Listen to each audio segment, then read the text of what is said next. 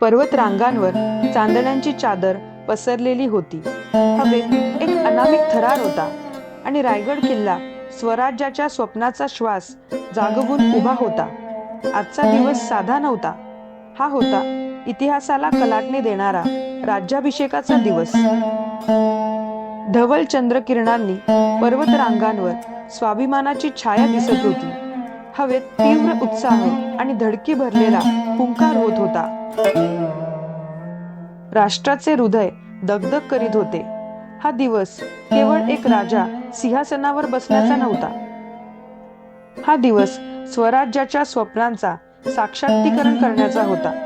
पण या प्रवासामागे केवळ एकच व्यक्ती कार्यरत होती असे नव्हे, तर त्यांच्या बरोबर अनेक मावळ्यांनी, शिलेदारांनी, हेरांनी, जबाबदाऱ्या सांभाळणाऱ्या मंत्र्यांनी संपूर्ण स्वराज्याचा आराखडा आखला होता. शिवराय धैर्य, शौर्य, करुणेचे संगम होते. त्यांनी त्या दिवशी रायगडाच्या कड्यावर उभे राहून किल्ल्याच्या टोकावरून रयतेकडे, राज्याकडे एक दृष्टिक्षेप टाकला. आणि त्या क्षणी त्यांना आपले अंतरंग उलगडू लागले. बालपणातील स्वप्न, मावळ मातीचा सुगंध, शेतकऱ्यांच्या शोषणावर प्रतिबंध लावण्याचा निर्धार, जनतेची हालाकीची परिस्थिती आणि आता त्यांच्या वाट्याला आलेली रयतेची स्वराज्याची जबाबदारी. या प्रवासात त्यांना साथ देणाऱ्या प्रत्येक मावळ्यासाठी, शिलेदारासाठी हा दिवस महत्त्वाचा होता. आणि शेवटी तो क्षण आला, ज्या क्षणाची महाराष्ट्राने शतकानुशतके वाट पाहिली होती. शिवाजी राजा आता छत्रपती शिवाजी महाराज होणार होते. किल्ले रायगडावरती महाराजांचा भव्य दिव्य असा राज्याभिषेक सोहळा संपन्न झाला. शिवराय स्वराज्याचे पहिले छत्रपती झाले. तो दिवस होता 6 जून 1674. भारतात पहिल्यांदाच लोकशाहीची मुहूर्तमेढ महाराजांनीच रोवली होती. 350 वर्षांपूर्वी पारतंत्र्याचा अंधकार दूर करून छत्रपती शिवाजी महाराजांनी हिंदवी स्वराज्य स्थापन केलं होतं.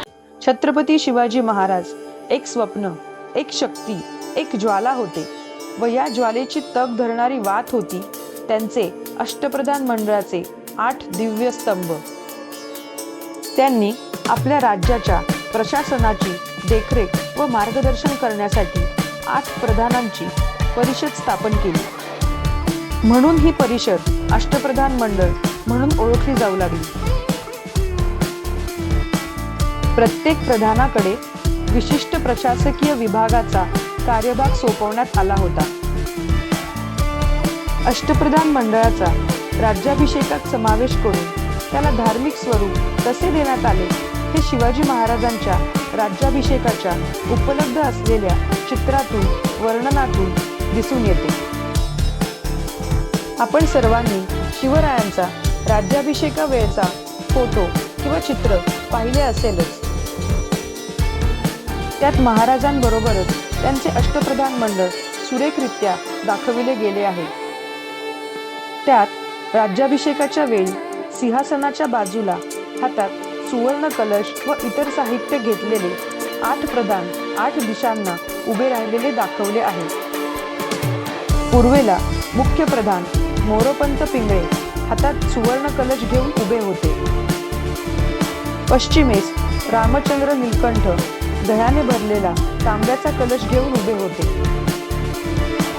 त्यांच्याजवळ मातीच्या कुंभात समुद्राचे पाणी व महानद्यांचे पाणी भरून ठेवले होते.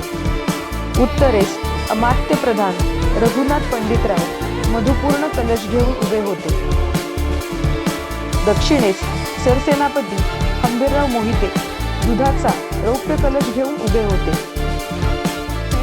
उपदिशांमध्ये आग्नेयेला छात्र घेतलेले सचिव अनाजी दत्तो पंडित उभे होते. नैऋत्य दिशेला पक्वानाची थाळी घेऊन सुमंत जनार्दन पंडित उभे होते. वायव्येस चामर घेतलेले मंत्री दत्तो त्र्यंबक व ईशान्येला दुसरे चामर घेऊन न्यायाधीश बाळाजी पंडित उभे होते. राज्याभिषेकाच्या वेळी महाराजांनी आपल्या प्रधानांना संस्कृत नावे दिली. स्वराज्याचे हे 8 प्रधान म्हणजे स्वराज्याचे त्यांचे मंत्रिमंडळच नाही तर दिव्य स्तंभ होते. मुख्य प्रधान हे स्वराज्याचे पहिले प्रधान होते. त्यांना पेशवा असे सुद्धा म्हटले जात होते. या पदावर महाराजांनी मोरोपंत त्रिंबक पिंगळे यांची नियुक्ती केली होती. पेशवा पिंगळे हे अष्टप्रधान मंडळातील छत्रपतींच्या पदानंतरचे सर्वोच्च मंत्री होते.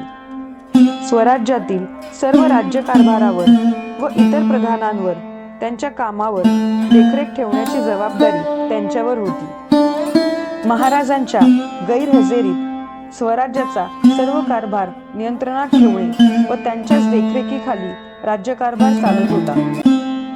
सेना घेऊन नित्य नवीन प्रदेश जिंकून घेण्याचा प्रयत्न करावा, नेमून दिलेल्या प्रदेशाचा कारभार पहावा, शत्रूची बातमी काढून त्यांचा पराभव करावा, सर्वांच्या अनुमतीने कोणाशी द्वेषबुद्धी न ठेवता सर्वांना सोबत घेऊन पुढे चालावे. महाराजांकडून सही होऊन आलेल्या पत्रांवर आपली सही करावी व त्यांच्या आज्ञेची अंमलबजावणी करावी असे महत्त्वाचे काम त्यांच्यावरती होते. त्यांना वार्षिक 15,000 होन इतके वेतन होते. अमात्य स्वराज्याचे दुसरे मंत्री त्यांना मुजुमदार असेही म्हटले जात होते. ते स्वराज्याचे अर्थमंत्री होते. स्वराज्यातील सर्व महाल व परगण्यांचा एकूण जमा खर्च म्हणजेच एकूण उत्पन्न व खर्च यावर त्यांचे नियंत्रण होते. या पदावर रामचंद्र निळकंठ यांची नियुक्ती केली होती. हा जमा खर्च तपासणे व तो राजांना सादर करणे हे या अमात्यांची जबाबदारी होती. हे स्वराज्याचे अत्यंत महत्त्वाचे प्रधान होते. यांनी सर्व राज्यातील उत्पन्नाचा व खर्चाचा जमा खर्च पहावा. हे काम दफ्तरदार व फडणीस यांच्याकडून करून घ्यावे. फडणीस, चिटणीस यांच्या पत्रांवर आपली सही तपासून घेऊन करावी. वेळ प्रसंगी सेनेचे आधिपत्य करून युद्धास जावे. महाराज जो प्रदेश नेमून देतील त्याचा कार्यभाग दक्षतेने पहावा अशी त्यांची जबाबदारी होती. त्यांना वार्षिक 12,000 होन इतके वेतन मिळत होते. सचिव हे स्वराज्याचे तिसरे मंत्री होते. त्यांना सुरनीस असेही म्हटले जात असे. या पदावर अनाजीपंत दत्तो यांची नियुक्ती केली होती. संपूर्ण स्वराज्याचे दफ्तर सांभाळावे तसेच स्वराज्यात होणाऱ्या सर्व पत्रव्यवहारावर तसेच छत्रपतींच्या आज्ञापत्र व खलिते यावर लक्ष ठेवणे. छत्रपतींकडून वेगवेगळ्या सुभेदारांना, शिलेदारांना आणि इतर अधिकाऱ्यांना वेळोवेळी जी आज्ञापत्रे पाठवली जायची त्यांची नोंदणी आणि त्यावर लक्ष ठेवण्याचे काम पंतसचिव करत असत. यांना छत्रपतींचा पत्रव्यवहार स्वतः पाहावा लागेल. त्यात कमी अधिक अक्षरांचा शोध घेऊन ते नीट करावे. तसेच महाल, परगणे यांच्या हिशोबाची तपासणी करावी. हिशोबांवर व राज्यपत्रांवर संमती द्यावी. वेळ प्रसंगी युद्धास जाऊन मुलुखाचा कारभार पाहावा. याशिवाय स्वराज्यातील जमीन मोजणी व महसूल वसुलीच्या व्यवहारांवर लक्ष ठेवणे ही देखील त्यांची जबाबदारी होती. त्यांना वार्षिक 10,000 होन इतके वेतन मिळत होते. वाकनीस हे स्वराज्याचे चौथे मंत्री होते. या पदावर दत्ताजीपंत त्रिंबक यांची नियुक्ती केली होती. महाराजांच्या खासगी कारभाराची जबाबदारी पाहणे म्हणजेच महाराजांची रोजनिशी लिहिणे, महाराजांची भोजन व्यवस्था पाहणे, वैयक्तिक संरक्षण, कौटुंबिक कामे करणे अशी महत्त्वाची कामे करण्याची जबाबदारी वाकनीस यांच्यावर होती. वाकनीस म्हणजे महाराजांचे आत्ताच्या काळातील पर्सनल असिस्टंटच होते जणू. त्यांना राज्याच्या राजकीय, राजनैतिक बाबी सांभाळाव्या लागे. छत्रपतींच्या महत्त्वाच्या नोंदणी ठेवणे हे देखील त्यांचेच कार्य होते. परदरबारातून आलेल्या पाहुण्यांचे स्वागत करणे, छत्रपतींची दिनचर्या लिहिणे, त्यांनी केलेल्या कार्याची नोंद ठेवणे, छत्रपतींच्या भोजनातील पदार्थांची तपासणी करणे हे देखील महत्त्वपूर्ण काम त्यांच्यावर होते. राजकार्याविषयी दक्ष राहून वेळप्रसंगी युद्धास जावे, राजपत्रांवर संमत असे चिन्ह काढावे, अशी कामे त्यांच्यावर होती. यांना वर्षाला 10,000 होन इतके वेतन मिळत असे. सेनापती हा स्वराज्याचा 5वा मंत्री होता. त्यांना सरनोबत असेही म्हटले जात असे. या पदावर हंबीरराव मोहिते यांची नियुक्ती केली गेली होती. ते महाराजांचे अत्यंत विश्वासू होते. स्वराज्याच्या सैन्य विभागाचे प्रमुख म्हणून हंबीरराव मोहिते हे काम पाहत होते. स्वराज्याच्या सर्व सैन्याची व्यवस्था पाहणे, युद्ध मोहिमांचे नेतृत्व करणे, जिंकलेल्या प्रदेशाची व्यवस्था पाहणे अशी महत्त्वपूर्ण जबाबदारी त्यांच्यावरती होती. छत्रपतींच्या सैन्याचे 2 भाग होते, ते म्हणजे घोडदळ व पायदळ, आणि त्याचे प्रमुख होते सेनापती हंबीरराव मोहिते.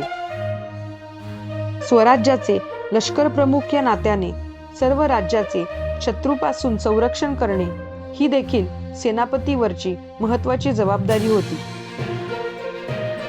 सेनेत जे पराक्रम गाजवतील त्यांचा गौरव छत्रपतींची मंजुरी घेऊन छत्रपतींच्या हस्ते करावा, त्यांना छत्रपतींकडून मान सन्मान व बक्षिसे द्यावी, सेनेचे आधिपत्य करून युद्धास रणांगणात जावे असे महत्त्वाचे काम त्यांच्यावर होते.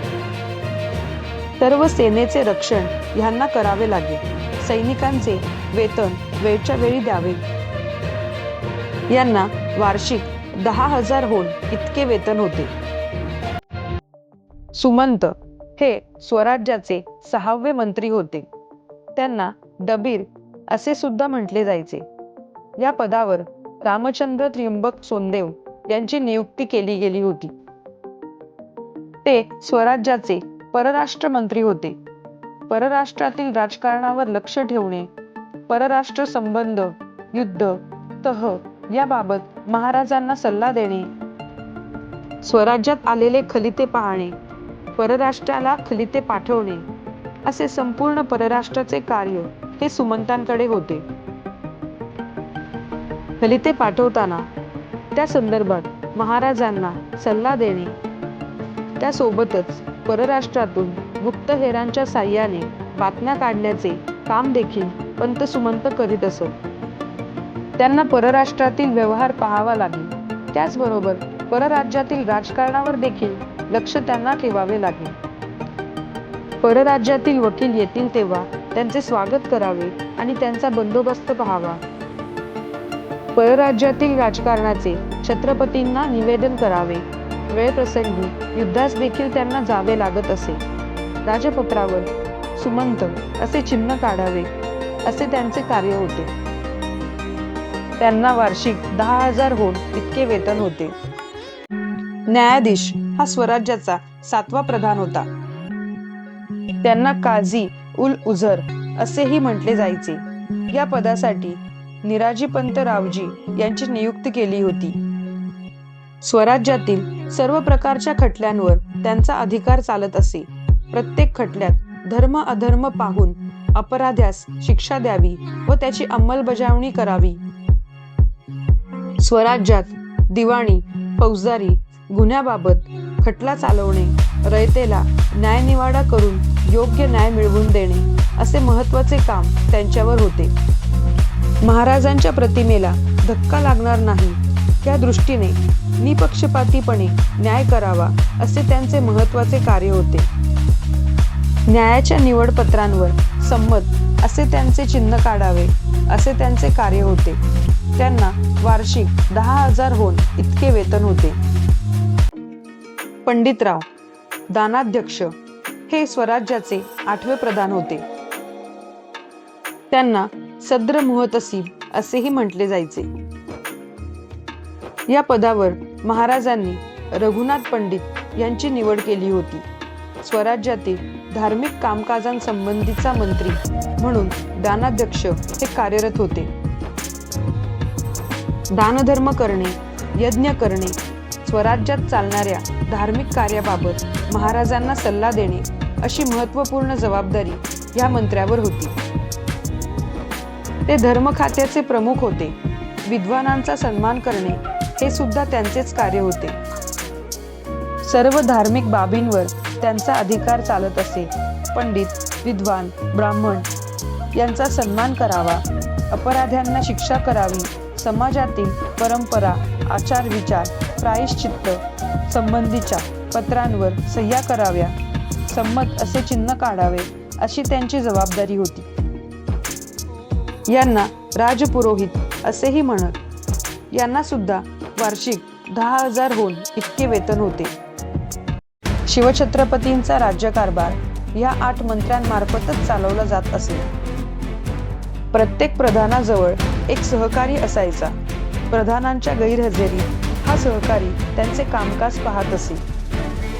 मात्र असे असले तरी शिवकालीन प्रशासनाचे सर्वोच्च प्रमुख हे स्वतः महाराजच होते.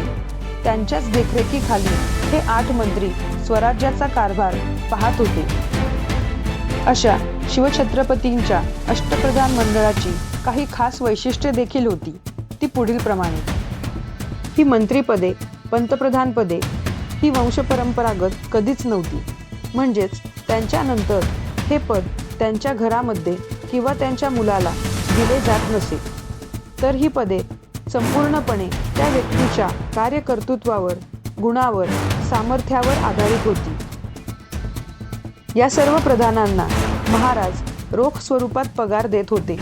म्हणजेच महाराजांनी मागील काळातील जहागीरदारी ही प्रथा पूर्णपणे नाकारली होती.